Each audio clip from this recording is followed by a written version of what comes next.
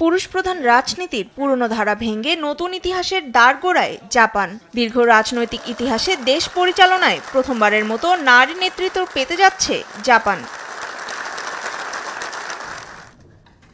শনিবার অনুষ্ঠিত দ্বিতীয় দফার ভোটে সাবেক প্রধানমন্ত্রী জুনিচিরো কোইজুমির ছেলে শিনজিরো কোইজুমিকে পরাজিত করে ক্ষমতাসীন লিবারেল ডেমোক্রেটিক পার্টির নতুন প্রধান হিসেবে নির্বাচিত হয়েছেন সাবেক অর্থনৈতিক বিষয়ক নিরাপত্তা মন্ত্রী সানায়ে তাকাইচি। এতে জাপানের ইতিহাসের প্রথম নারী প্রধানমন্ত্রী হওয়ার পথে এগিয়ে রয়েছেন তিনি। তাকাইচি জানান, সময় ব্যয় না করে এখন থেকেই কাজ শুরু করতে হবে। দেশের উন্নয়নে এখনো অনেক কাজ বাকি।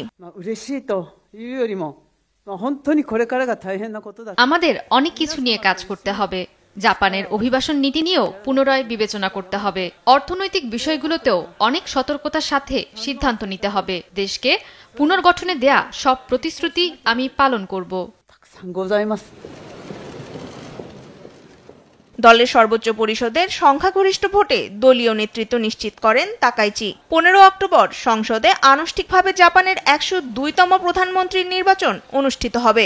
দেশটির জনগণ তাকাইচির প্রধানমন্ত্রিত্ব প্রায় নিশ্চিত বলেই ধারণা করলেও নির্বাচনে বিরোধী দলগুলো থাকায় এখনো চূড়ান্তভাবে কিছু বলা সম্ভব হচ্ছে না।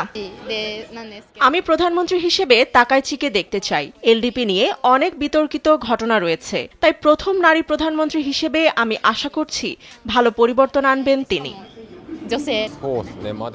প্রথম নারী নেতৃত্ব হিসেবে আমি তাকাইচিকে প্রথম পছন্দে রেখেছি। আমি আশা করছি তিনি জাপানকে শক্তিশালীভাবে গড়ে তুলবেন। অভ্যন্তরীণ রাজনীতি সামাল দেওয়ার পাশাপাশি কূটনৈতিক পরীক্ষার মধ্য দিয়ে যেতে হবে তাকাইচিকে। আসন্ন প্রধানমন্ত্রী নির্বাচনে জয়লাভ করলে এটিই হবে জাপানের ইতিহাসে এক অভূতপূর্ব পরিবর্তনের সূচনা। তনিমা ইসলাম, নিউজ ডেস্ক, দেশ টিভি।